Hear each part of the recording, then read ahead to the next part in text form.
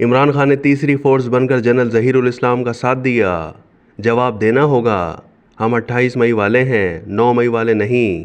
نواز شریف کا دھواں دار خطاب۔ سابق وزیر اعظم میاں نواز شریف 6 سال بعد ایک بار پھر مسلم لیگ نون کے بلا مقابلہ صدر منتخب ہو گئے۔ مسلم لیگ نون کی جنرل کونسل نے پارٹی آئین میں ترمیم کی منظوری سمیت دیگر قراردادوں کی بھی منظوری دی۔ قرارداد میں مطالبہ کیا گیا کہ نواز شریف کے بہانے پاکستان کو نشانہ بنانے والے تمام سازشی کرداروں کو کٹہرے میں کھڑا کیا جائے۔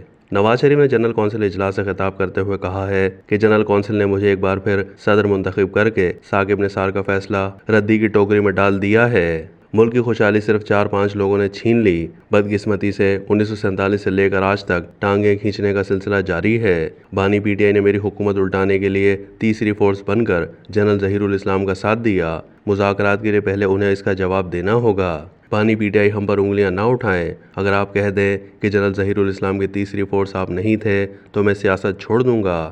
انہی لوگوں نے آپ کی سیاست کی بنیاد رکھی۔ کیا وہ امپائر کی انگلی نہیں تھی جس کا بار بار بانی پی ٹی آئی ذکر کرتے ہیں؟ ہم نے اپنے پاؤں پر خود کلہاڑیاں ماری ہیں۔ 4-5 لوگوں نے عوام کے مینڈیٹ کو تباہ و برباد کیا ہے۔ کیا ان لوگوں کو تھوڑی بہت شرم آتی ہے؟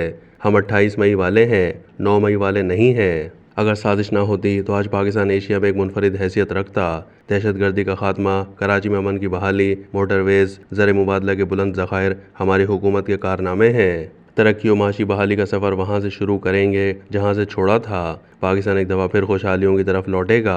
انہوں نے کہا کہ ثاقب نثار نے مجھے زندگی بھر کے لیے پارٹی کی صدارت سے ہٹایا۔